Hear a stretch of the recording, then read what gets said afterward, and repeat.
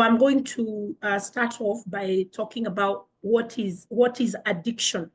And I'm going to give you the textbook, the definition of an addiction.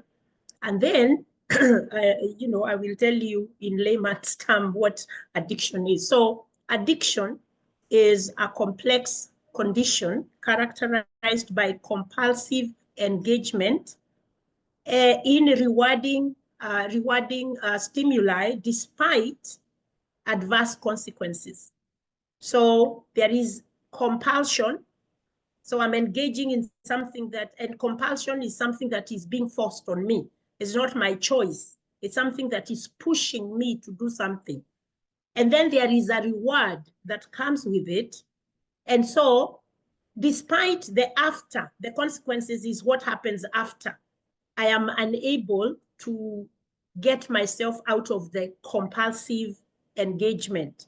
So there are three things you need to identify there. There is a compulsion, there is a reward or the stimuli, the rewarding stimuli, and then there is adverse consequences. Now, if you are a Christian, remember the times when you keep repeating the same sin, and then at some point you feel so helpless and hopeless, and you start saying to yourself that there is no need of me repenting anymore, because even after I repent, I still do it again. So that's a small way to look at addiction, is where I don't like something that is happening, but I have no power and I have no ability to stop it. So addiction is a chronic. Chronic means it has been there for a long time. It has been around for a long time. It's a chronic condition, and characterized by, again, the compulsion and uncontrollable need to use the substance or to engage in a behavior despite negative consequences. The effect, again, there we are looking at compulsion. That is a behavior. There is a compulsion, a need, something that is driving you beyond your natural ability to stop it. And then there is that behavior that you need to get into so that the compulsion can go away. And then there is the negative consequences. So after that, you feel guilty, you feel bad, you feel that, and there are other consequences. Those are personal consequences, but then there are other consequences. The effects of addiction is said to cause changes in your brain structure, the functioning of the brain, and the chemistry of the brain. So this is one of the things that is so important for, especially for our young people who are in the process of development, that the mothers and fathers, when you see your child beginning to use a substance, don't wait, don't normalize. Please allow your children to understand. You just don't tell them not to drink or not to smoke or not to engage in certain behaviors because it is against God's will. That's not the only reason. You need to train them. You need to take the information they are getting from social studies about the effects of drugs, the effects of alcohol, and you need to help them understand. Bring it. It is not textbook only. It is affecting human people, and allow them to internalize that information. Let them embrace the information. Let it transform them. Let it inform the choices that they make. Don't just tell them it's because I said so. It's because of your Christian background. It's morally wrong. It's because the school doesn't agree. No. Also give them the opportunity to understand the personal effect. What happens to your brain? It is true. It is not a lie that when you smoke weed, it fries your brain cells. It's not a lie. It is the truth. And we need our children and our young people to understand. And us who are raising young people, we are raising them, we are mentoring them, we are teaching them, we are also, counseling them, we are in church with them. We need to help them understand that, that the consequences of what they are doing now, they are going to feel them later in life. And the whole thing of YOLO, tell them, yeah, that's okay, but make sure that whatever you are doing today does not impair you for the rest of your life, that they need to be smart about what they are allowing themselves to get into. And us who are raising them, let's not present to them this perfect person. I never, as we used to walk long distances, we are so obedient and all that. No, let's tell them the reality. When I was your age, the other day, a few weeks ago, my 12-year-old went through something. I had to share that at 14, I went through something similar to that. And I want my kids, I want the young people to understand that what they are experiencing is not new. You know, Ecclesiastes says there is nothing new on earth. So we need to be able to give this information to people. The inability, this is the other characteristic of the definitions of addiction. There is an inability to abstain from the substance or the behavior. You have impaired control over the use. And then there is the persistent craving. Once it hits your brain, you are unable to stop it. And then it involves a persistent craving, a loss of control, and continued use, even when it is causing harm to self and to others. And so very, very important to understand this. This is a science of addiction. And we need to understand it's not just a moral failing. It's not just about morality. Now, let me go deeper into this, the characteristics of addiction that I talked about. The compulsion, the compulsive engagement. Individuals with addiction often experience an overpowering urge to partake in the addictive behavior or substance, making it difficult to control their actions despite the knowing the adverse consequences. So do you have a brother? Do you have a sister? Do you have an uncle? Do you have somebody you know, a friend, that no matter how much they fall into the dangers, the more they have accidents, but they still drive drunk? I used to work with the youth a long time ago. And it used to puzzle me. Even in Nairobi, I would see that when you have young people having these big accidents because they were driving while they are under the influence of alcohol, you see that it happens a few weekends in a row. And I used to ask myself, how come they don't understand that what happened to that group in Lavington is because they were under the influence of alcohol or drugs? And then we hear another one happening in Thika Road, and then we hear another one happening on Wayaki Way. What is going on? It's because there is a disconnect between the reality of the causation of the outcome, because what we call the benefit or the reward of the addictive behavior is greater than the consequence. And that's why usually it is very difficult for people to walk away from addiction. So if you're a family member and you keep thinking, why can't my brother stop? Why can't my sister stop? You need to understand there is a chemistry that is going on in the brain that can answer that question, why they can't stop. And then inability to abstain. Addiction is marked by the individual's difficulty to stop. Abstaining means to stop, not to engage from the addictive behavior or substance, leading to repeated cycles of use even when attempting to quit. Then there is the loss of control, is what we call somebody doesn't have self-control. So they cannot control themselves. Those suffering from addiction frequently exhibit impaired control over their usage, finding it challenging to regulate the amount and frequency of their consumption. So the one time I worked, by the way, me, I have never really been addicted to substances like psychoactive substances like alcohol, drugs, cigarettes, stuff like that. And so it was very interesting because when I did I was doing my master's and I had to do my practicum, the only place, well, not the only place, but the place that I ended up in, I was going to go to a prison, but then when I got there, I was in the States. And so I don't know, I went there to do my practicum. in the prison, in the women's prison, and I don't know what happened, but after they gave us the tour of the place, and the director who had come to seek for students to come and work there was really interested in me. I was an older adult and also life experience, plus, you know, in his interview with me, he really got impressed with me.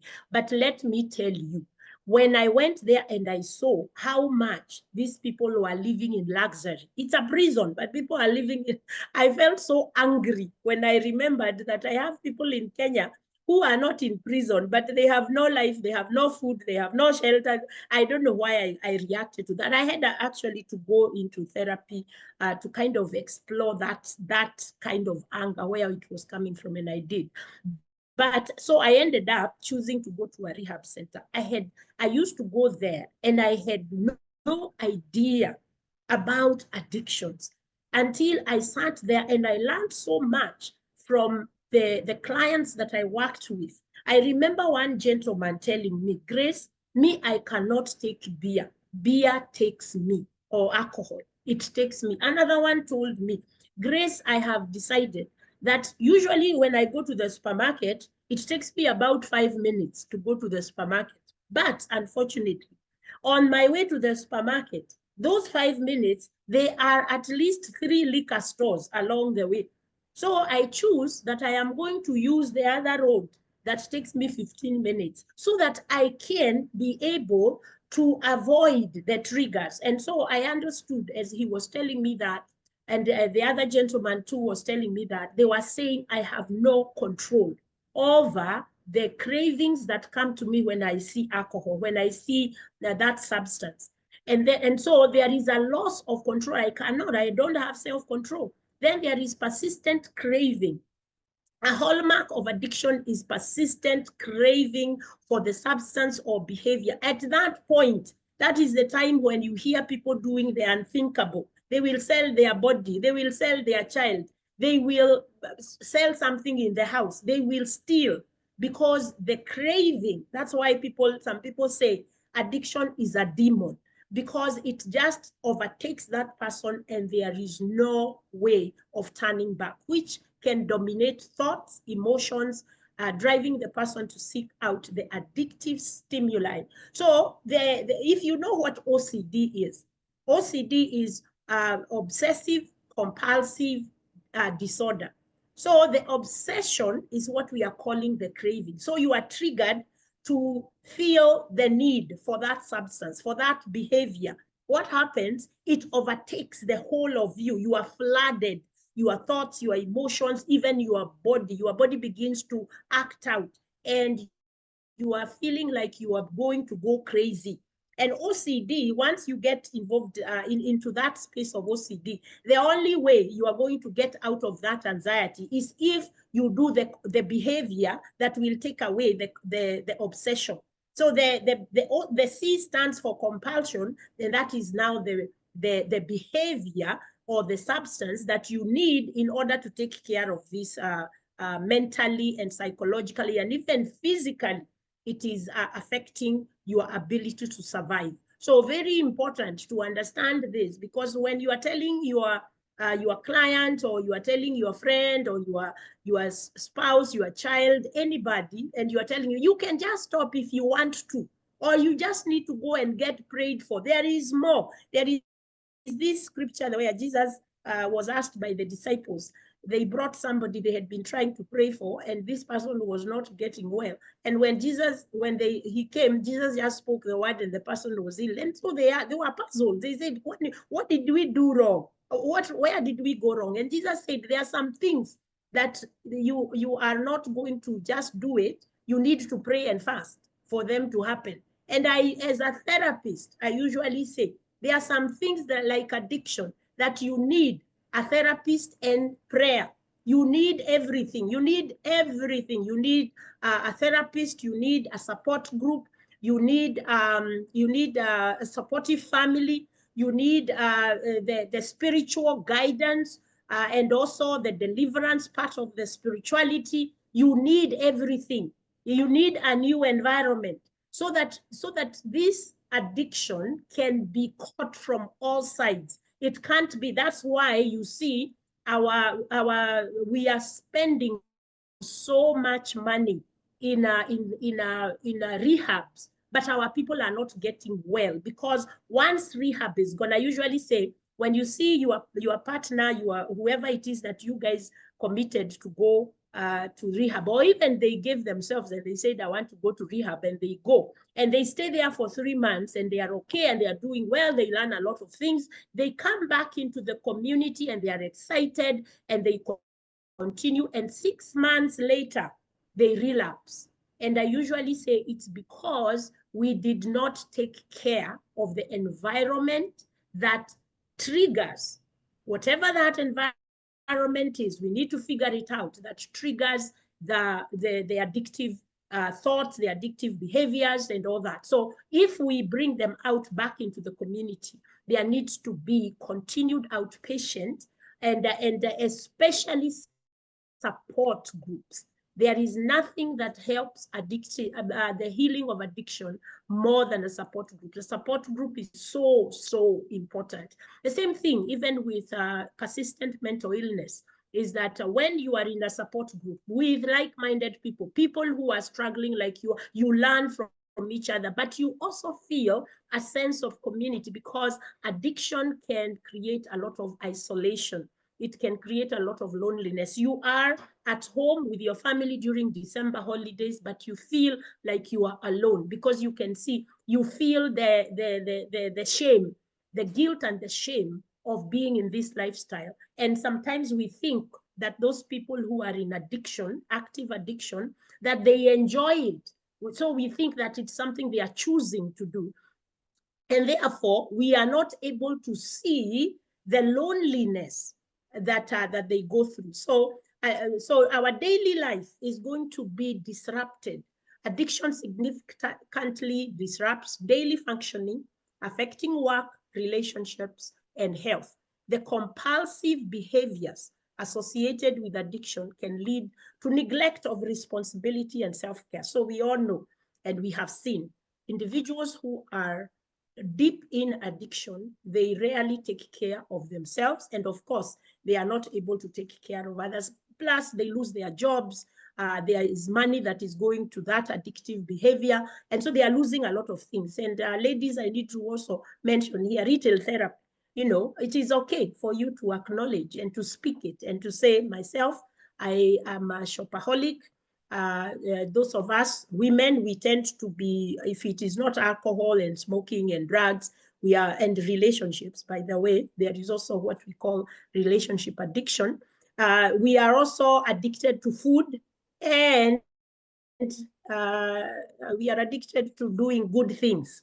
We are addicted to worrying about everybody in the family. We are addicted to church. You know that now, and again, addiction is anything that you do, anything that you feel compelled to do, and you go do, and it has consequences, negative consequences on 3 areas of your life: your personal life, whether it is self-care, whether it is self-management, your relationship life, and your what did we call it? Your occupational life. If you certain behaviors that you keep doing, they create disruption in those 3 areas of your life, then you know you need to pay attention to them. Now, I usually say addiction will be on a spectrum. So there is mild, there is moderate, and there is severe.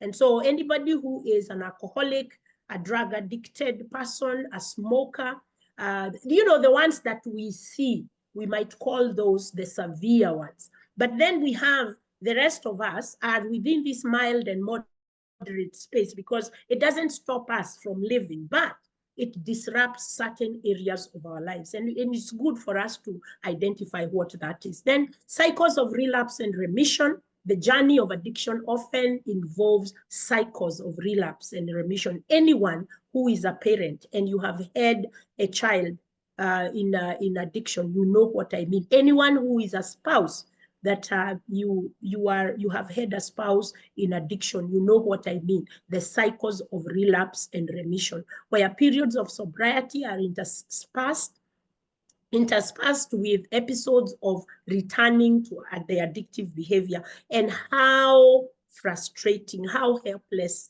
powerless, hopeless it feels. It really triggers a lot of anxiety in the family. That's why we say that that addiction is a family disease. It is not just one person. It affects the whole family. And sometimes it becomes a village disease because it's disrupting the whole community. And so this cyclical nature makes recovery a continuous challenge. So it's good to know that. Now, when I work with my clients who are dealing with either whether it is the classical addiction or it is addiction to other things, I always say in recovery, we say relapse is part of recovery. Now, you as a family, you as a spouse, a sibling, what happens is that when your loved one goes back to or has a relapse, what do? We throw our hands up and we say it's the end. There is no hope. However, in treatment, we normally say, no, this is an opportunity. We don't see it as a failed attempt. We see it as an opportunity for goal resetting. We need to go back and say, hey, let's look back. What happened just before the relapse? What was happening 2 weeks before the relapse? And we begin to look at the different types of relapses, and one of them is called emotional. An emotional relapse is where I begin to have certain feelings and thoughts about my life, about my situation, and I'm not dealing, because usually addiction is the way to deal. It's usually the deal, the answer to whatever is going on in life. And so it's important to understand that, because you don't want to always think that it is the end. There is a lot of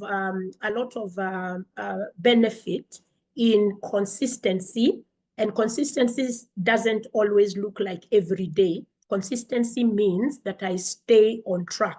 Even when I fall, I wake up and I wipe myself up and I continue from the place where I have fallen. Now, what happens is that sometimes in addiction, especially people who have been in addiction for a long time, when they have been successful for let's say 6 months, there is usually this temptation to test whether they are healed. And so they decide to go and do one more. And the moment that happens, they go all the way down. And so now that one day erases the 6 months, and they begin to again think that I have gone back to square one. And usually my intervention there is to say, no, this is an opportunity for us to go and see. So we have to break the shame of failure and go back and look at and say what happened, so that we can identify the trigger and we can identify the mental state and the emotional state you are in that led now to the taking. So if it was rewarding yourself, or it was, I was feeling so out of control, and then an opportunity presented itself, then we are going to deal with that. And we learn lessons. We have insight, we have clarity, and therefore we can create continuous goals and continued what we call protective factors. So now we know the risk factors, and now we are looking at the protective factors. And many times I will ask my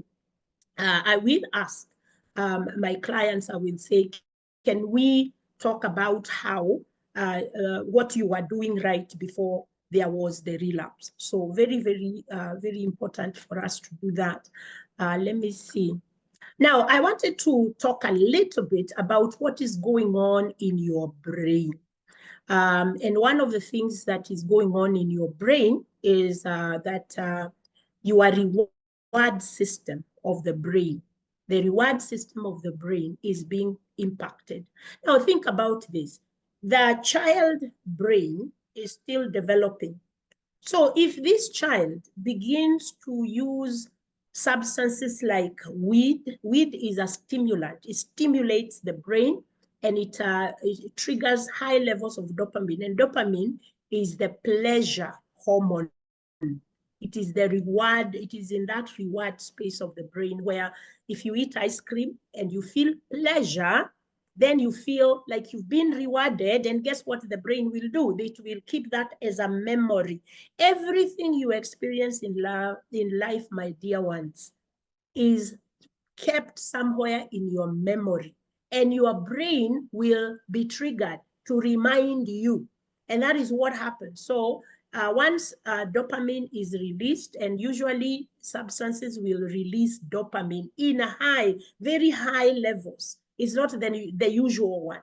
And so once that happens, then what happens is that the brain is going now to crave. There will be a craving for that. Now, and this is why there is a reason why we tell young people not to engage in sex very early. I can see someone is using the chat. Please use the chat to talk to me. I will be giving time for questions and answers. So please ask the questions. This is a free session. Take advantage of it. Ask the questions. I will give 30 minutes for a Q&A. This is one of the reasons why our young people need to be encouraged to abstain from sex very early. Because what happens with sex, there is a flooding of pleasure that is way beyond their brain. Their brain cannot be able to deal with that. It's too much. And so what happens is that if the child is going to be introduced to high levels of dopamine very early, and the same thing with weed or cocaine or some of these, or even we should talk about the new addiction, which is called social media or computer games, or they trigger pleasure in the brain. So when children, while their brain is growing, when they are going to trigger dopamine so much in their brain, it makes it difficult for them to be able to experience pleasure from other activities. So that's why you see now, for us parents, what we are doing, we use gadgets as a way to entertain our children. Now, so that is, we need to understand what's happening in the brain. So when things like sex, things like now gaming, anything that stimulates the brain, and the drugs of stimulation, what happens is that the release of dopamine in the brain is too much. It's above what is normal. And so what happens when this flooding of dopamine into the brain happens over time, over and over again, the behavior, then what is going to happen? The brain begins to ask for you to repeat again. And once we repeat it, it becomes a behavioral problem now. And then what is happening is that your body is developing what we call tolerance. So yesterday I needed one glass of alcohol, or one shot of alcohol, whatever. Then over time, in 6 months, for me to have the same reward, the same level of pleasure, the same level of reward I had the first time, I have to keep adding on to it. And so my body is developing tolerance. Eventually, the body develops what we call now withdrawal symptoms. So that now when I stop doing, if I don't have it, then I cannot function. My body got used to that. So I can't function, I can't think right. I remember when I was in high school, there was this young boy, well, he wasn't young, he was one of us, a teenager who used to be, I think he was in the same stream I was, or maybe he was in Form 4, I don't remember, but I remember in Form 3 that we learned that he uses weed. And in a conversation, I don't remember how that conversation happened, he said that if he does not smoke weed, he is unable to focus in class. He is unable to do exams. But if he does, it causes, now we know it's because his brain gets stimulated. Now, if that child, there is what we call dependency in terms of psychological dependency means that I believe that I cannot do without this substance. And then the physical dependency is where my body reacts to the absence of the substance, of the behavior, so I begin to perceive that I am not going to be okay without that. And that is what strengthens the addiction process. Now, I need to also say here that addiction doesn't happen because I just sat down and I said, oh, I think I am going to be addicted to weed. No, it usually happens in a sequence of events, and it is a process. And that is why it also takes a process to unlearn some of these things. So it is important for us to understand this, what is happening, and you can read up. Like I said, this is an informational session. So you can read up the neurobiology of the brain so that you understand how does addiction really deal with the brain. There is also the issue of pain. Now, when you think about pleasure, pleasure would be the opposite of pain. So dopamine will provide relief when one needs to manage pain. Now, one of the research papers I was reading, there is the perception. So perception, again, is what I said. It's this dependency, either psychological, mental dependency on something that I perceive that if I do X, Y, Z, then this is going to happen. And you see, that is also coming from now, the practice. I have already tested it. I have information. I call it what is your point of reference. And so as escapism becomes the behavior and the habit to run to whenever we are in these spaces where we feel pain, whether it is physical pain or whether it is emotional pain. And I want to get out of here. And that is why when we are talking to individuals who take alcohol, because alcohol is not, it doesn't stimulate your brain. Alcohol, what it does, it suppresses the reactions. So that's why people have slurred speech. They can't walk straight. They cannot think right. Once they make decisions while they are in that state of drunkenness, maybe they cannot remember because it impacts their memory. And these are the things that we need to understand as either we are supporting somebody who is in addiction, or we are a young person who is wondering about what is the big deal about smoking weed or drinking alcohol or doing whatever, or shopping. Some people, you are addicted into shopping and stuff like that, or even the other any addiction that we are having, eating disorders. Those are addictions that plague us. When we talk about we can also talk about things like now sexual addictions. We are talking about not homosexuality, but talking about pornography and masturbation. Those two, they also stimulate the brain. And so once they stimulate, then you see with pornography or masturbation, you don't need another person for that. You are in control. And some of these things that we'll find ourselves addicted to, they are addictions that have been born out of a feeling of loss of control. But because this one, I don't have to ask anybody, I don't have to think about anyone, it's me, it's mine. And so what happens is that, and again, when we think about addictions, they are usually going to be happening in secret until they become known. So as long as it's a secret, it's mine, and it is enshrouded in issues like now the shame and guilt.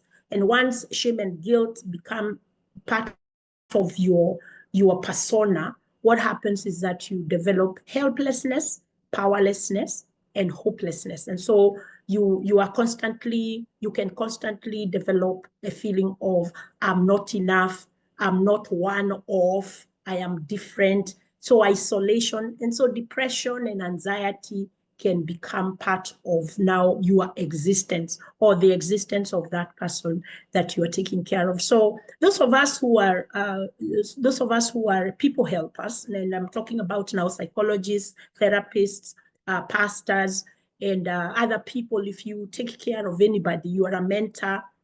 You do need to understand so that you are not constantly looking at the symptom, and you can try to understand where the person is coming from.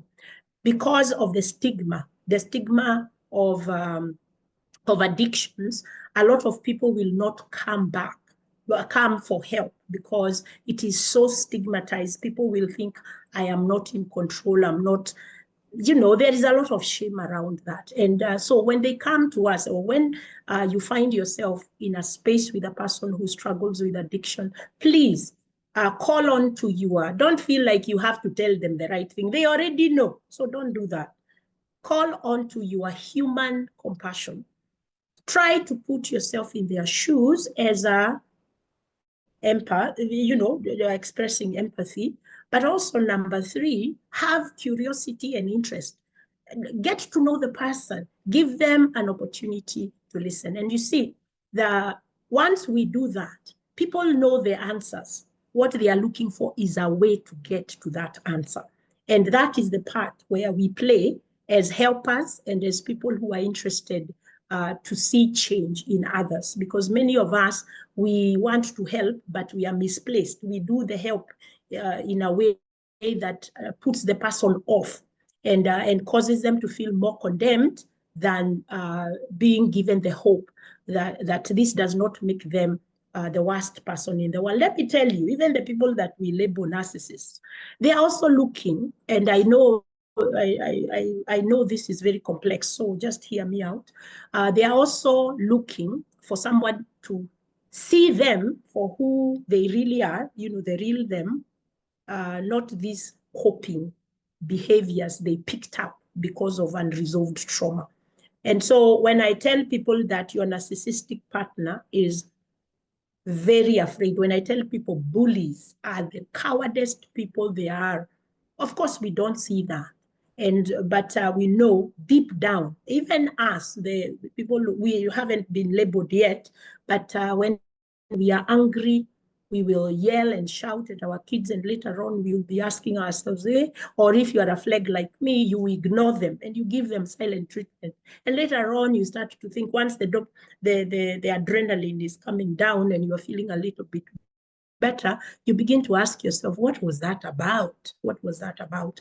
And it's because our nervous system continues to feel very sensitive to anything that feels uncomfortable. So with addiction, that's what is happening.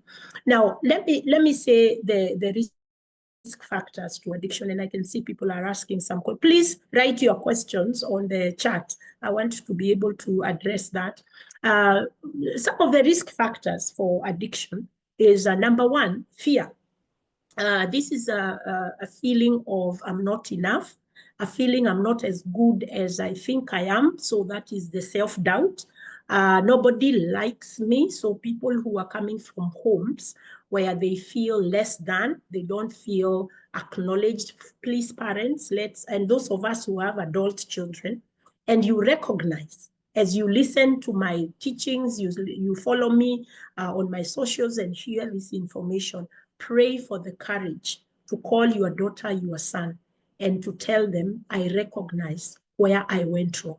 I can see, can you guys tell me? There is a lady who impressed me so much. She told me she and her husband decided to ask their young adult children to tell them, to score them as parents. And she said in the midst of it all, she wished she had never asked that. They thought they were strong enough to receive it. But by God's grace and the fact that they really wanted to support their adult children, they really sat there, they listened, they expressed, and they were able to express to them how sorry they feel because of what the children had experienced them as.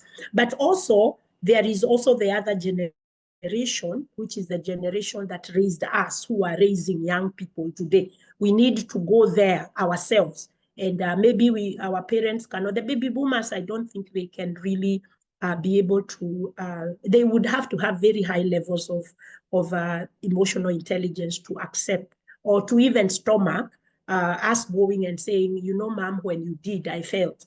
Because even them, their generation, the generation that raised them, also created a space where they couldn't express how they felt. And so what we are saying, when I am the one who has identified what has gone wrong. It's my responsibility to take care of me and the generation I'm raising. The other generation, they will not be able to handle it. But me, I need to work on handling it myself so that I can be able to help the generation I'm raising so they do not continue that line of dysfunction. At least I do my part to bring some sort of healing. So, the risk factors, as I was saying, so there is fear, there is childhood experiences. And again, I like to tell people, we are not demonizing anybody. We are not saying our parents were wrong. We are not saying any of us, because even us, we are parents. What we are saying is that the experience was not conducive for the safety a child needs in order to develop emotionally in a healthy way. So we are looking at that. We are also looking at failure when we have failed. So a young man, I think I was called, I used to live in Nyeri a long time, and then I had contracted with a hospital, a small hospital that was doing mental work. And they called me one day and they said, we have a new client and he has been diagnosed with schizophrenia, and also he is a weed abuser. So I went and I sat with this young man and I said, I am interested. I'm really interested to know the beginning of all of this. Tell me your very first time that you smoked weed. And this young man chuckled and then he told me, well, you've taken me far. And then he told me, I was a very good student all through primary, A student, got into high school. There is something that happens at Form 2. Everyone has a story of Form 2. Even me, I have my Form 2 story. So figure out what your Form 2 story is. But what he told me is that now he goes to school, national school, and then in Form 2, of course, peer pressure, stuff like that. He begins to lag behind in his schoolwork, and he realizes it at Form 4. So most of the times when I hear these stories of Form 2, Form 3, third term, it hits you. Next year is KCSE. I better pull up my socks. And so there is that overload, the pressure to make it. And so the guy worked very hard. He worked very hard, and he had always wanted to go into medical school. And so he had to really get the grades for that. So by the time he finished his KCSE, unfortunately, he didn't make the cut to go to medical school. So he got very upset. He was very depressed, and he was feeling very bad that he had failed, and he could see it was his choice. So shame came in. But one day, he's hanging out with a friend, and the friend says, hey, man, you don't look well. What's up? And he starts to talk about, so he opens up and says, I'm really feeling bad. I've let myself down, and then the guy says, oh, I know just what you need. And so that day, he introduced him to a joint of marijuana. And this boy says, I took it. And then from then on, I couldn't stop. And so now he was in campus, because he ended up going to campus to do something else. And that is where now he started having all these hallucinations and violence and all that. And he ended up being taken to a psychiatric unit, and the symptoms were very clear that he was having hallucinations and stuff like that. So you see, this boy didn't sit down and say, I want to be hooked on marijuana, but it was a life experience that caused him to seek something that was maybe by himself, because I asked him, by yourself, would you have even thought of doing that? He said, absolutely not. But once it was put in his hands, the relief that he felt, and then now the reward, the pleasure, and the ability to rise above the fears, above the disappointments, above the shame. That is what kept him doing it. Unfortunately, it triggered the mental illness part of the experience he was having at that point. So it is very important to understand that if we want to support even our family members, we need to get the back story. People don't sit and say, I am going to become an addict. It's life experience that leads them there. And if there is anyone here today and you are struggling with substance use, please hear me out. Substance use is not your problem. That is your solution. The problem is deeper. And that space of shame and that space of disappointment and fear and anger and trauma, that is the space that needs to be healed in order for you to shift the addiction that you are dealing with right now. So I hope that is good news, because then we can stop looking at alcohol as a problem, and we start to look deeper and say, what is the alcohol suppressing? What is it that you are running away from? And then we allow. Now, some of us, we are some people are addicted to the adrenaline high, the adrenaline, the dopamine. Those are, you know, high emotions. And one of the things that we struggle with is usually the feeling of pain. We don't want to feel uncomfortable. Now, I have news for you. Life is black, it is white, it is gray, it is never a straight line. Get used to feeling uncomfortable. Sit with it so that your body can be able to be okay. Your brain can normalize it and it stops craving. Once you stop to give the craving, you're not going to die. Now, if you are on heroin, if anybody is on heroin, cocaine, them, they need to go to the doctor so that they can be tapered on. You can die if you just stop. You stop. Those are very strong drugs. And some people, it is alcohol also. If they stop, they withdrawal symptoms that I talked about. So the three tenets of addiction, it's tolerance, dependency, and withdrawal symptoms. So some people will stay on drugs or alcohol or any other behavior because of the withdrawal symptoms. Because when they stop, then they can't function. Somebody will tell me, or even maybe you have told yourself, that I cannot function without my cup of coffee. You see, that is the thing we are talking about. But for this person, it's like 1,010% of that feeling that you have. Without coffee, I cannot think. This person is thinking, without that, I am going to extinguish. The body reacts, the brain reacts, and they cannot protect themselves from that. So when they drink it, when they take of that path, the body goes into remission. It goes into release, and they feel better. And so understanding this can really help us. So I'm going to take a break there, and I want to please unmute yourself. Either give me a comment of anything you have picked up that you feel was important, or ask a question while I read the other questions that I see here. So please go ahead and allow yourself to say something. So let's see what we are doing with here.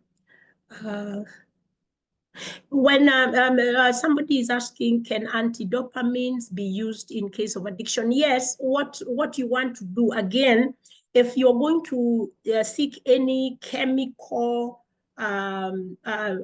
chemical solutions to addiction, please do it under the guidance of a doctor, so that they give the right doses. The reason why, usually, like now when we are talking about somebody with depression who wants to drink alcohol or smoke weed in order to get their brain to stop overthinking, what you want to do is to allow, to understand that the medications that are given, which are called psychotropic medication, they mimic the same way of the same effects that you get from these drugs of addiction or misuse or abuse. But with the doctor, it is going to be tapered. It's going to be tapered. It is going to be measured. And you see, you are given this medication according to your weight, according to your body mass, according to many things. And so it is when we are taking these street drugs, we are not considering all of those things. But when we go to the doctor and the doctor prescribes a psychotropic medication to help with your brain, a psychiatrist is the doctor of the brain. Then what the doctor will do, they will give you medications that are going to work with who you are and your own experience. But we need to understand that it takes about 6 weeks for the effects of that psychotropic medication to kick in. Now, the other thing that is the truth is that every medication, psychotropic or otherwise, it has some side effects. And what happens with psychotropic medication, that's why you are never given one. It's usually a couple of them, because they will give you one that will deal with the main, for instance, psychosis, let's say. And psychosis is where somebody feels an out-of-body experiences. They are hearing voices. They are seeing things nobody else can see. They're having really bad nightmares where they are waking up and fighting. Those kinds of things. Those are things that need the psychiatrist. Now, the medication that is going to be given in order to reduce the hyperactivity of the brain, that medication is going to deal with that, but it may have other side effects, like now sleeping too much, nausea, stuff like that. So the doctor will have to give you something else to be able to deal with now the side effects of this medication that is dealing with the mental health. And so this is what we need to understand as we are thinking in terms of, if it's an addiction, getting chemicals from the doctor, it helps a lot. So I am going to read the next one here. They say, so is there, and let me see, sorry. Is there an estimated period of time of abstinence when one can be declared healed from addiction? You know, when you hear people saying, once an addict, always an addict, we need to remember that this conversation about the neurobiology of the brain, your brain shifted. When you use these chemicals, remember the chemicals that we take, the alcohol, the drugs, and all that, the reason why they are called psychoactive drugs is because they go and they change your psyche. So what is happening is that there is a structural shift that happens in the brain. So if you are going to be healed, you may be healed from the behavior, but if your brain has not gone back or regrown, or it has been allowed time and practice and other things like now diet and exercise and social connections and a job and all kinds of this human experience. What if that is not happening? Your brain is not regrouping. Now, the fact that now I'm healed from the behavior of the addiction, that does not mean that I have changed my personality. In terms of personality is the way you live out in the world. You know, this combination of continued repetition of the way you think and the way you act. Now, if that has not been healed, we normally call those people dry drunks. Dry drunks are the people who stopped drinking. They still fight. They still are abrasive. They have not changed their inner them. And so in order for healing to really last for long, there has to be the holistic healing. So you have stopped the behavior. Let's talk about your belief system. Let's talk about, and belief system is going to be rooted in your childhood experiences, because it is during your childhood that you learned how to look at the world and to relate with the world, how to look at your abilities and to believe whether you are able or not. Your thought patterns are impacted by your experience in life. And so the healing is usually not linear. And therefore, I would say to be declared healed from addiction, it means that you have to look at the holistic way that you live your life. So you may stop the behavior. We clap for that, but you may not stop your attitudes and so you are still creating a lot of havoc for yourself. There is no contentment. There is no rest. And so it is important to understand that. So there isn't estimated, it's very hard to give that. But what I usually tell people, if there is consistency, at least for a year, and then please hear me. Just because they are not drinking, it doesn't mean that they have changed their coping mechanisms. So you want to take them to therapy, encourage them to go to outpatient therapy so that they can learn how to transform their lives. And you as a family, you need also to heal. This is why I said the addiction is a family disease. If you are a wife who is married to an addicted person, please, you are not you are not the healthy one, because you are impacted by them, and they are behaviors that you have had to pick up in order for there to be equilibrium. Equilibrium is what we call, that balance within the family system. So it's very important for the wife, also the children, to go through therapy. The family has to be healed. When our children go to, we take our children to therapy, or we take our husbands or wives to rehab. When they call you for family therapy, please go and do as many sessions as you can to understand, and then be ready to hear what their pains are. Whether you agree with them or you don't, lazima watoe. Here in Kenya, those of you who are from Zambia, you may not know this thing that we say, sema ikutoke.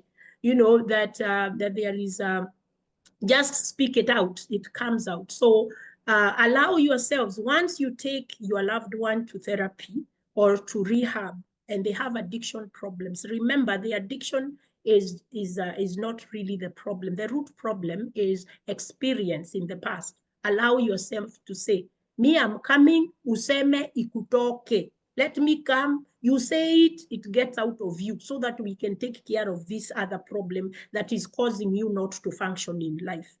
Yes, I answered that one. Gambling, yes, of course. Gambling is an addiction.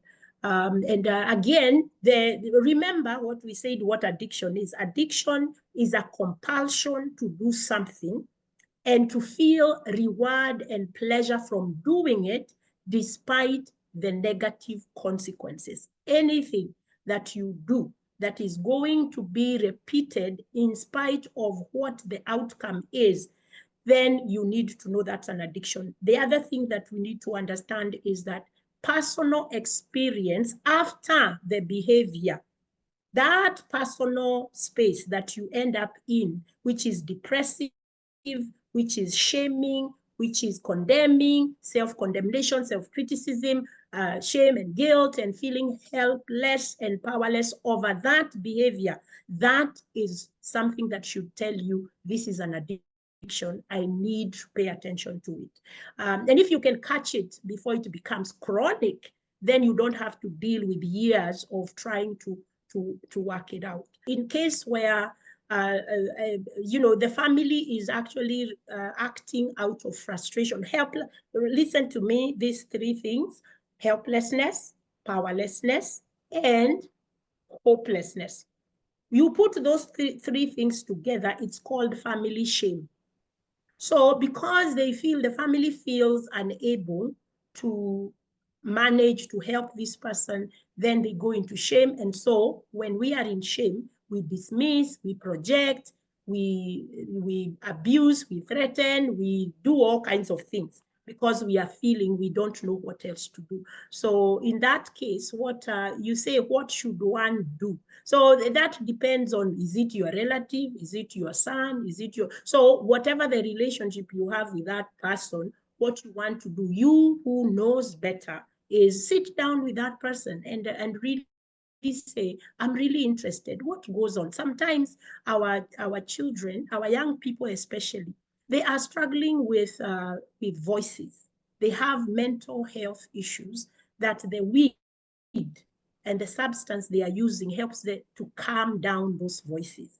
And so when we tell them stop, we are not offering to know what the problem is, that's when now it becomes a problem. Dr. Patricia, this is wrong, or I should say, this is really, that whole family is sick. whoever is doing that. They are all sick, and they are feeling those three emotions I talked about: helplessness, powerlessness, and hopelessness. So if you are trying to help the family, if it is not your family and you're trying to help them, maybe you could try to psychoeducate them. You could try to listen to their frustration. If they are not willing to do that, if you are able to talk to the person themselves, then you can do that. As an addiction counselor,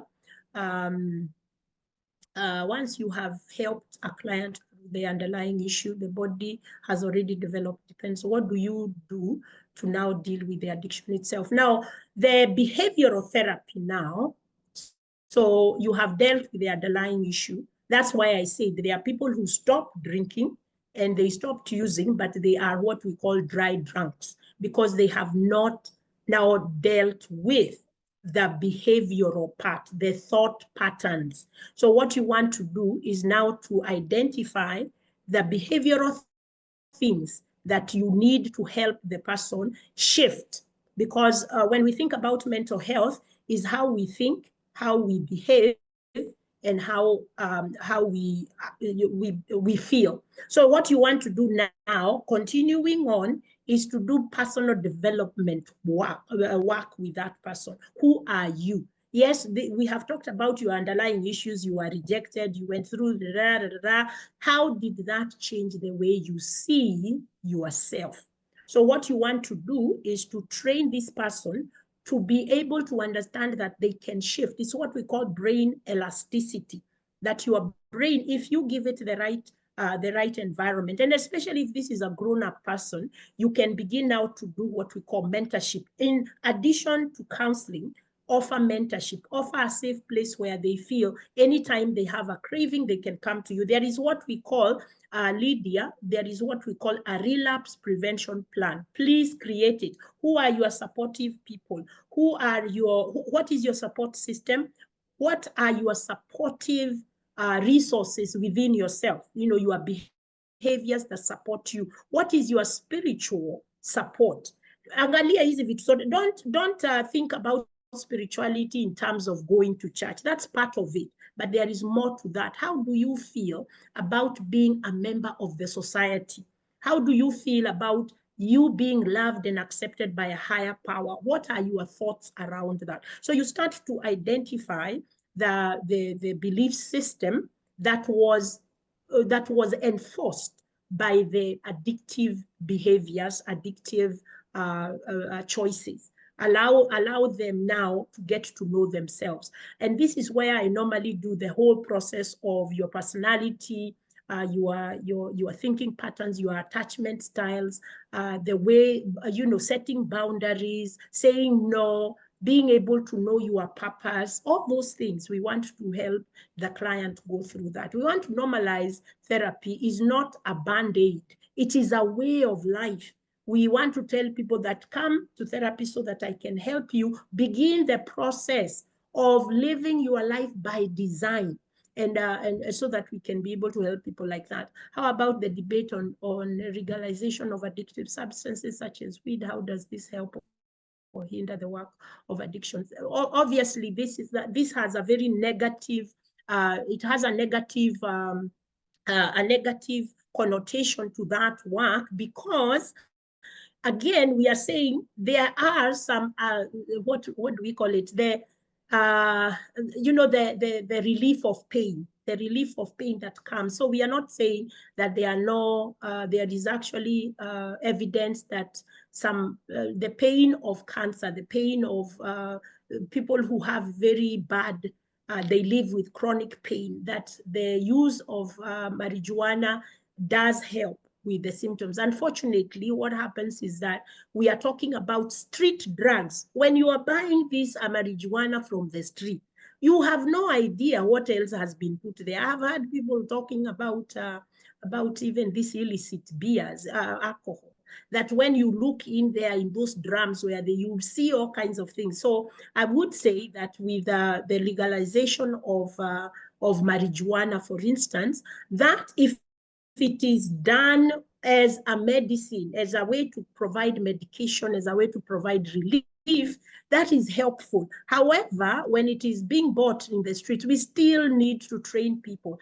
Anything that you do out of control is not going to be good for you. It only provides temporary. So anyone who is using marijuana for recreation, and especially our young people, that's what we need to tell them, that there is benefit. Myself, when I do exploration of the use of certain substances, I always ask the question of cost and benefit. What is the benefit? And say, oh, there is no benefit. I say, no. Human beings are we are, as a people, we are very intentional. We are not going to do something that causes us pain just to do it. We have to understand that we repeat behaviors that we have a memory of pleasure, and we need to figure out what that pleasure is. Asking what are success rates in rehabilitation centers, what is the likelihood of always, usually what I have seen is that I don't have the real numbers, Newton, but they are the success of rehabilitation. Usually I say, if you can be, there is one time I encouraged a parent to stop taking their son to rehab for only 3 months. And I said, try 9 months. See what happens in 9 months. And during these 9 months, the young man stayed what they did three months of treatment, active treatment. Then the next 3 months, they started to look at his strengths and use his strengths within the rehab. And then the last 3 months, he actually got a part-time job there, but he was still living there. Now, unfortunately, the moment he came out, then what happens is that after, I think it was a year, after a year, he again relapsed. And what I normally say, especially with that case, because I did personal therapy and eventually I had to say, this young man, we need to get him into rehab, because I realized that there was a lot of childhood woundedness. So whenever he would be triggered by any kind of feeling, he would revert into a child state, and that is where he would make decisions from. And so when he was okay, he was even a father. He was a good guy. He would work well, reliable and stuff like that. But the moment there was something that would trigger him, he would go into now that child state, and he's not thinking logically. He's thinking through the emotional brain. And there is a lot of work that has been done, research on the amygdala, the emotional brain, the child brain, how it is triggered. And if your hippocampus, your middle brain that has memory and all that stuff, if it is weak, what happens is that the amygdala overrides it, and somebody is unable to engage their frontal cortex, the place, the executive brain that makes decision. When that is overridden, then now your amygdala is the one which is riding, which is your ego, the unadulterated, that part of your psyche that is all about me and now and what I want, instant gratification, and the seeking of pleasure and adventure, and not thinking about tomorrow, not thinking about the consequences of what we are doing. To what extent does self-assertion, determination act as a cure in relation to other supports you have mentioned? Yeah, because now with the person who is addicted, the self-assertion and the determination is what lacks in the first place. So self-control is part of that self-assertion. There is a class I'm preparing. It's called self-efficacy. And I want to do that class to really help people understand what is self-efficacy. That's what you are talking about here. And so it can be a cure as you put all these other things together. But remember, the individual has to be healed of the lack of self-assertion and that determination, because that is what led them to look for help outside of themselves. And so we want to work on that. You are right. There is a lot of because again, what are the 12? Let me say this: the 12-step support program for Alcohol Anonymous. You guys have heard about Alcohol Anonymous. The 12 steps of recovery. The first step is to acknowledge this thing is too big than, it's bigger than me. My life is out of control. No matter what I do, I cannot bring it together. And so I accept that I need a higher power. I need a person who is higher, who has more power than me to deliver me, to take me out of here. So if we go through that process, we want the fact that God has helped me, the fact that my family has picked me up, the therapist has brought me out of here. I want to internalize that, and it becomes my intrinsic motivation.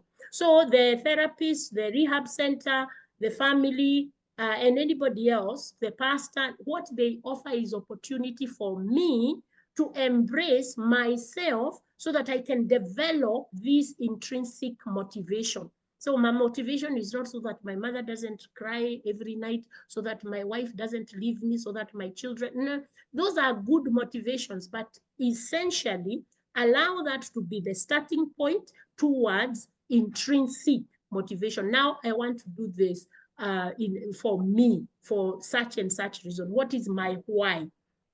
Which is the best way to deal with relapse, inclusive of understanding. So understand your trigger. Now, the biggest way, the best way to deal with relapse is not to go into helplessness. Don't tell yourself, I have gone back to square one. No, I have come square nine and I fell at square nine. I need to wake up, feel my shame, clean up my shame, and tell myself, tomorrow is a new day. I am going to continue. So relapse usually becomes a problem because we see it as going back to square one. The best way to deal with relapse is to remember, I came all the way to step 9 and I have fallen here at step 9. I need to get up, because you see, it is not like you are rock climbing so that now if you fall, you go all the way down. No, neither. Even when you are climbing and you have supportive systems, what happens if you lose your grip? What happens? You hang. So instead of falling and giving up, what you try to do is to regain your grip. And once you regain your grip, you continue to climb on. So it is very important for us to understand the way to deal with relapse is not to believe that I have gone back to square one. Can one be a social drinker who is addicted? Yes, anything that it has, you keep telling yourself, I'm going to stop, then it is an addiction. So that's why I said there is a spectrum. So there is a moderate, there is mild, and then there is very the severe one. So it depends where are you on that spectrum. Which is the best way to handle alcoholics who resist going for rehabilitation? Now, this is a very difficult one because the best way the best way to handle an alcoholic who refuses to go for rehabilitation is withholding. And so it becomes very difficult because then that means you set boundaries that are going to send them into a space of pain.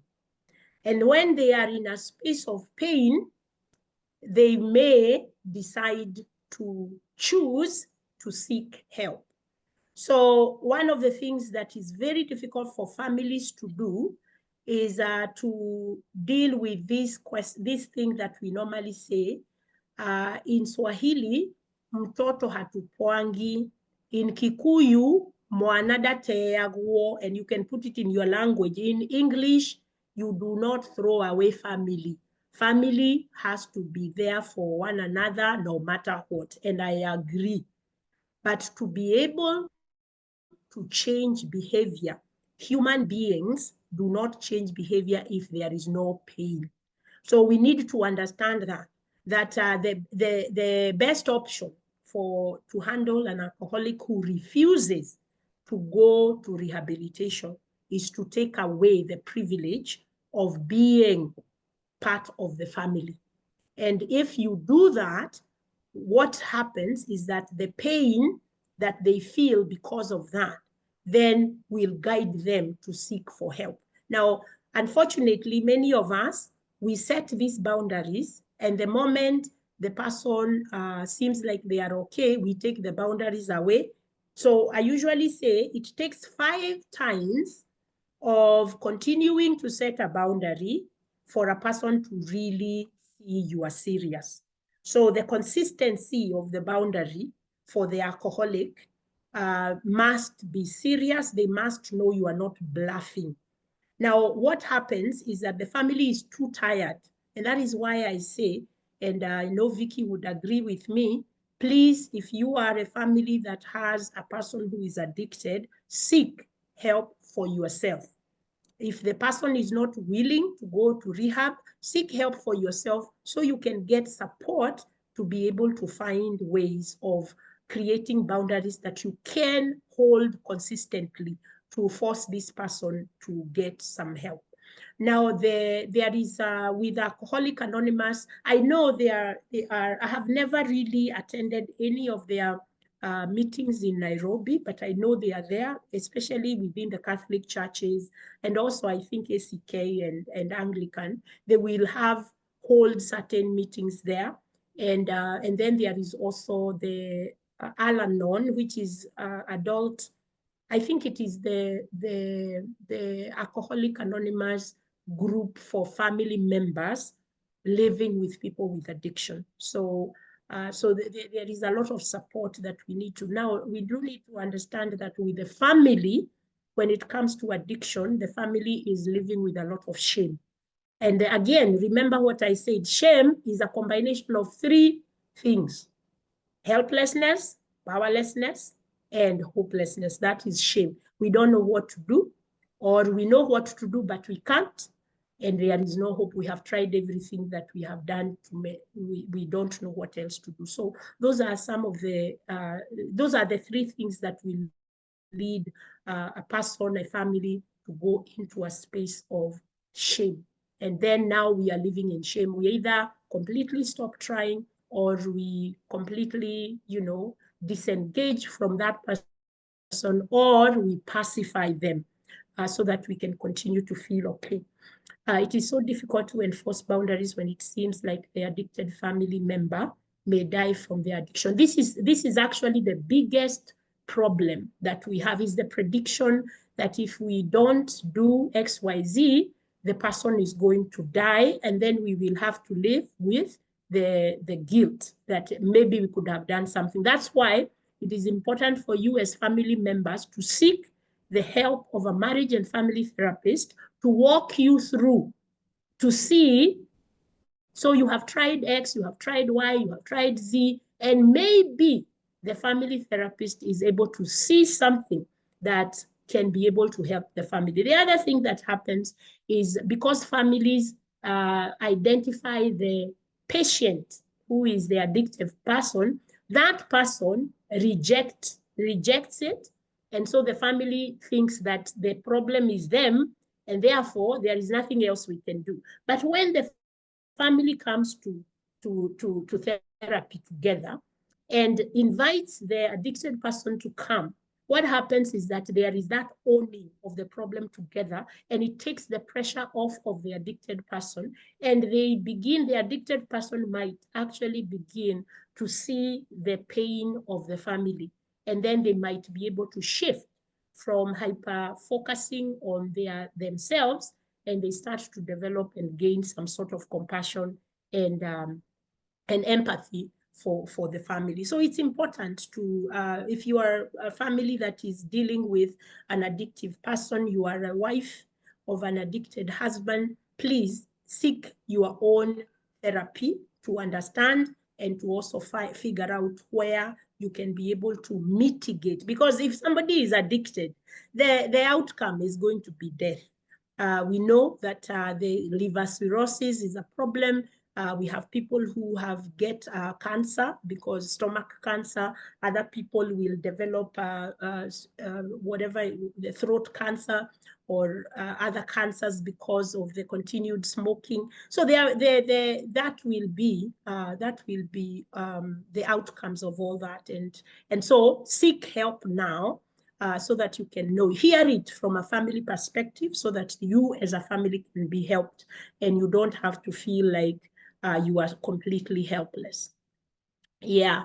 So let me see if I have a question, and any other question that we have. I want to see if I have a question on Instagram. I think I had seen something. Okay. So the let me see, there's something here, but I can't read it very well. Okay. Refused to get help. He says he's not answering addict yet. He uses it daily. Yeah. Now there is a process of people who have ended up in addiction. Again, remember what I said. Nobody starts off to saying I want to be addicted, and so the denial stage of addiction, there is a process we take our clients through. We use techniques that are called motivational interviewing, and we are looking to see where are they in that process of change. So there is contemplation, they are thinking about it. There is contemplation.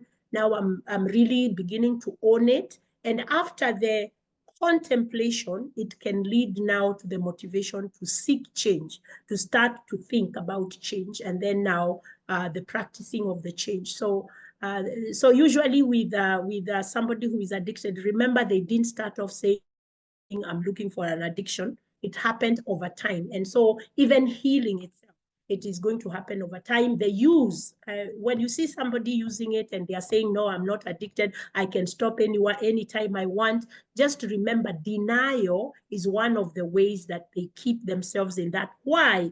Because there is a deeper meaning than what you are seeing.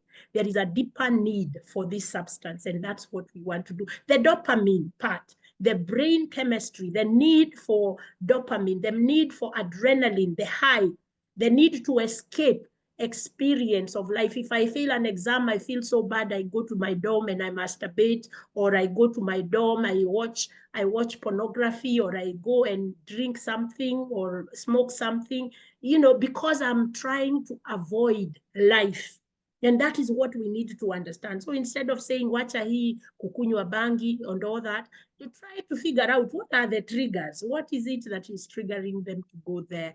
But wondering why addiction does not discriminate, affects both rich and poor. It's because we are human beings. Remember, the dopamine in my brain, the need for acceptance, the need for the fear and all that, it doesn't discriminate. It's human experience. So it doesn't matter whether you have money, no money, whatever. Of course, those things, they also, because now if I don't, you see like the village drunk, usually sometimes you see that man drinks when he gets paid. So the economics of it will kind of, the terrain of that addiction is going to be different because of economics. So there is what we call the binge alcoholics, the binge drinkers. So they drink every 2 weeks because that's when they get paid. They drink every once a month, or they drink when their friends are in town. So because they don't have the money, and also now they have their rich friends who are coming to the village to visit their parents, and they can go and buy them beer and all that. Or when the cousins are around. So it will be many reasons why no matter whoever you are, there are many reasons why you will get into addiction. You are right, it does not discriminate because human experience is the same. Ukienda, if you go to China, if you go to India, if you go to the US, you go to Canada, you go to Europe, it is the same. We all need the same thing, to be accepted and loved, to feel safe and in control, to feel competent, that we are good people, we can accomplish things, and to feel that we are valued. And those things, they are human needs. And so anybody who is going to be in that spectrum, for whatever reason, they can be at risk for addiction. What if the family has really tried and the addicted one has eventually blocked? Now, and this is now where the place where I'm talking about helplessness and powerlessness. If the person has this, especially if the person is a grown-up, I usually say, if somebody tells you they don't want you to help them anymore, then what you may need to do is to just leave it. Because you can, well, let me put it this way. You need to count the cost. So look at the three options you have. When somebody blocks you, they don't want you to talk to them because they are avoiding you, because they don't want you to talk to them about their addiction. So they are in a denial and they don't see the problem you see. So that's number one. So you have three options. Number one, you can avoid them. You can say, well, they blocked me, therefore I'll just leave them like that. And do the cost and benefit analysis. What blocking, avoiding dealing with them means what? Allow yourself to go through that. Number two, there is the change of your attitude, your expectation. So grieve. That is number two. Grieve the loss of families are supposed to be there. Now, me, I'm trying to be here for you, but you have blocked me and you have refused for me to help you. So grieve that, because that is you grieving. Now, number three, there is the adapting to what is, accepting what is. And you are looking at that and you're saying, what does that look like for me, for our family? Because we have tried, the person is telling us, I don't want anything to do with all of you, leave me alone. Now, in that case, what happens as a family, you know the end. The end is going to be that that one day you will be called. I remember my father was not an addicted person, but he would not stay at home. I remember in my 20s telling my mother, I am always very afraid that one day, the way dad just disappears, one day we are going to be called because he has been found somewhere, fallen in a ditch or something, and we will be called to be told we found your dad. Because he would not. He is a grown person who makes choices to run away. In fact, my own brother told me that I have come to realize that anytime I know where dad lives, he moves. And so he decided I will only be going to see him at work. But where he lives, he doesn't want me there because then he moves again. So eventually, that is what I'm saying. The reality, unfortunately, because now what happens, Agi, you are the one who asked this question, what do you do when a family member refuses and cuts you off? What you struggle with as the family is loss of control. Because now you cannot be there the way you want to be there for your family member. So the reality is the fear that you have that one day you will just be called and the person will be incapacitated completely. That is what is going to happen. It's life. It's the way it's going to happen. Now, what we did, there was nothing really we could do for my dad. So we had to accept. Tumejaribu, we have tried what we can, but he continues to do that. So in fact, that's what my dad died in 2013. It's what exactly happened is that we were called 2 days while after he was in the hospital. And we were told, you have found your dad, because he had told everybody in his neighborhood he doesn't have a family. We have no control over that, and we need to let go of that control and accept the reality that is so painful to accept. And then we have to continue on with our lives.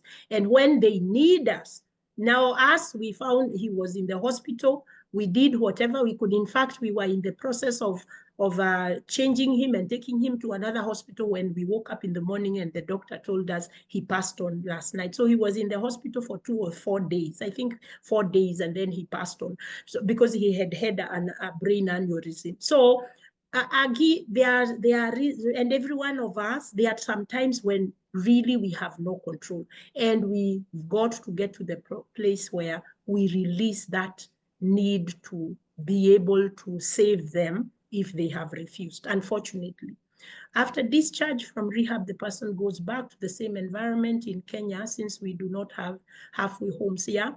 The person goes home and is welcomed by his friends who are addicts. It is difficult for the patient to resist, since these are his friends, hence the vicious cycle of admissions. Yeah, that is true. And one of the things that rehabs, they have to do when they are planning discharge papers, they would need to really talk to the clients about safety. What are the protective measures you need to do? In a relapse prevention paperwork, we normally take the clients through, number one, who are your safe people support system? If you don't have one, the rehab should be able to provide you with one. And then we also talk about how do you know when you are well? How do you know when you are emotionally relapsing, so that you can catch it before it gets to the point of no return. Then you are talking about resources for help, like now church, support groups, therapists, all that. Now, sometimes it is usually difficult because it is expensive, but always talk. Myself, if somebody comes to me and there are people who have come to me and I can see they have a real need. I never turn somebody away. If I cannot send you to someone who can offer free counseling for you, I am going to be able to say, hey, I can offer you this number of sessions. In fact, I remember one time, there is a girl I did counseling with her for quite a while, and I used to charge her 500 shillings because she needed it and she didn't have a support system. So sometimes what you want to do is don't just say we cannot afford counseling. Please look. There are places where you can find people who can be able to offer free counseling, and also some other ways. It's not just counseling alone. What advice can you give to the son whose fiance uses weed? Again, this the son, you see now the son, if he is a Gen Z, he doesn't think weed is that bad. So you as mom, you are the one who is thinking it's bad. But your son thinks, it's the thing, people just do it all over the place. It's like cigarettes for them.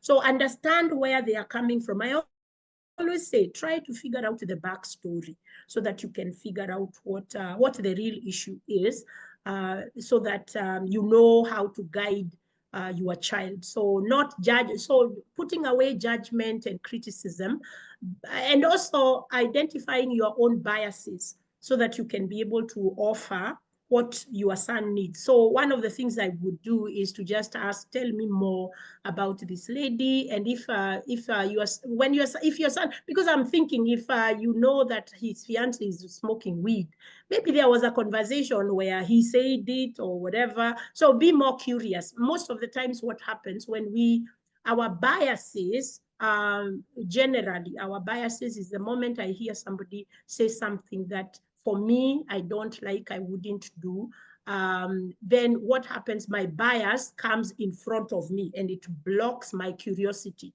And therefore, I am not able to do that. Now, that happens a lot for me, except in counseling. But in real life, I will find that my set of standards by which I live with, they will cause me to be critical, judgmental, or to be biased about a person who is doing a certain thing. So that's